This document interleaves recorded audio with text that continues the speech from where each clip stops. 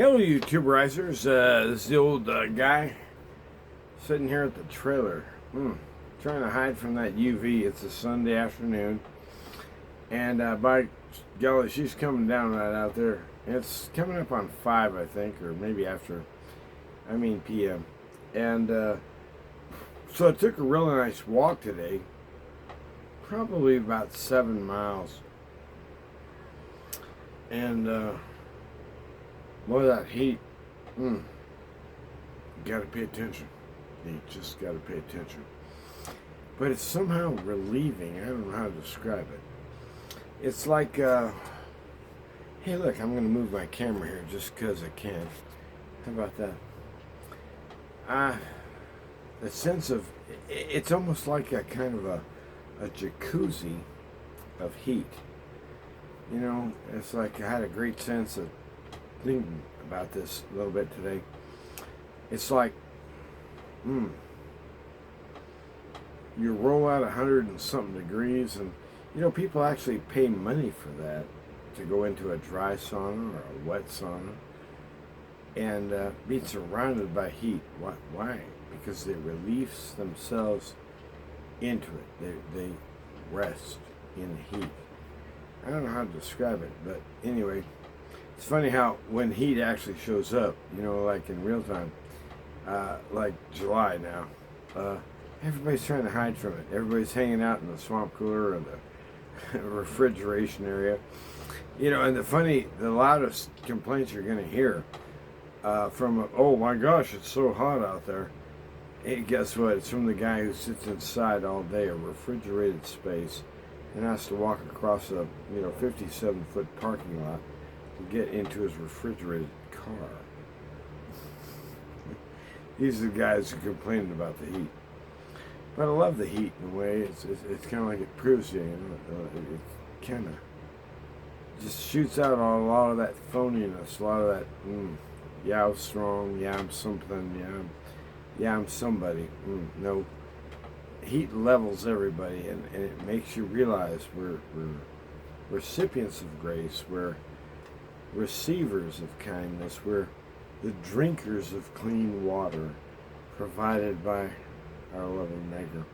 So anyway, I was listening today, and I do enjoy listening to, I think the group is called One for Israel. One for Israel.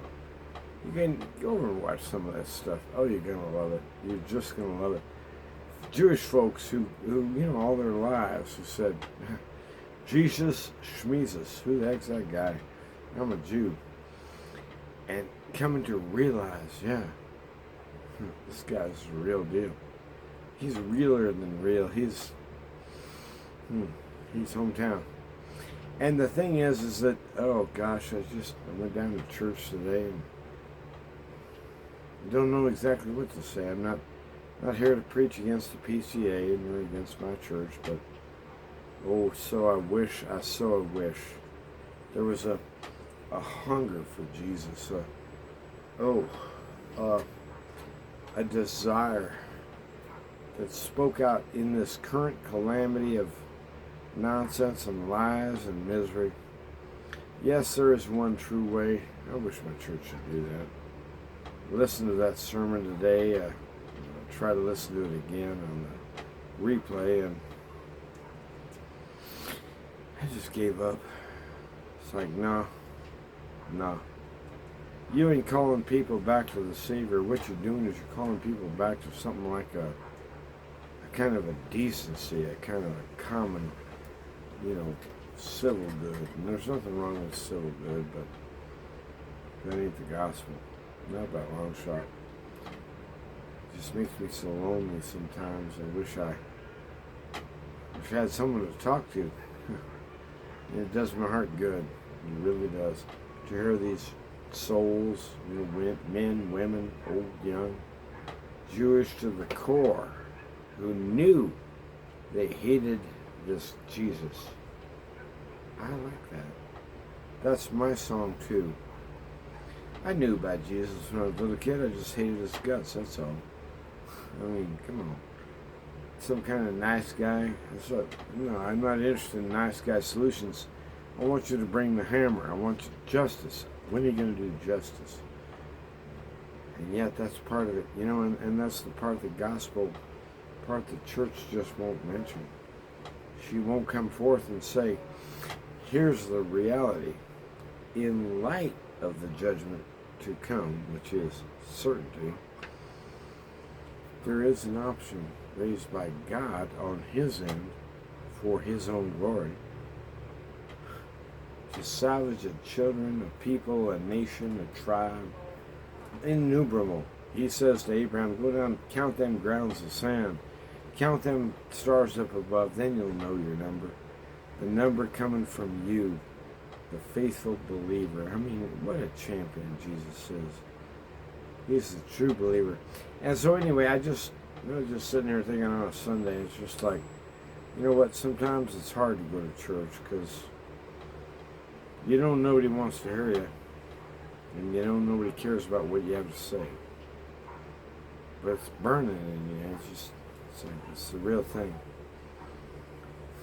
Wish I had an audience, wish I had somebody who cared about what I have to say, but I got to say it anyway. And I honestly flourish. I really do as a human being. And you should try it too. Get your own YouTube channel. Sign up. Say something on your own. Add your testimony in to the great congregation who came before and is with us now and shall continue. Now, you know what Jesus says? I just so love this verse. He says, but shall the Son of Man find faith on earth when he comes? And you know what you're supposed to do? It ain't, well, let's consult our brownies and our gingerbread cookies. Let's us look into our crystal balls and deduce the future by magical means. No, he's not asking you that. Shall the Son of Man find faith on earth? I say yes, he shall. How can you be so confident, Mike? I'll be there. Straight up, I ain't giving up. He's going to help me to endure. Why? Because he loves me. It ain't me, it's him. Come on now, you gotta love him. Unless you're cold and dead and hard, and even then, he can find you. He's the best of the best. No, don't give up on him. He never gives up on you. I say so. Thousands around the world say so. The Bible says so. Come on now. Things are ugly. But he's true. That's the difference. That's the difference. He makes all the difference in our hearts. Come on now. Trust Jesus. You know it's the thing to do. I'm an old man and I know what to do. You should trust me.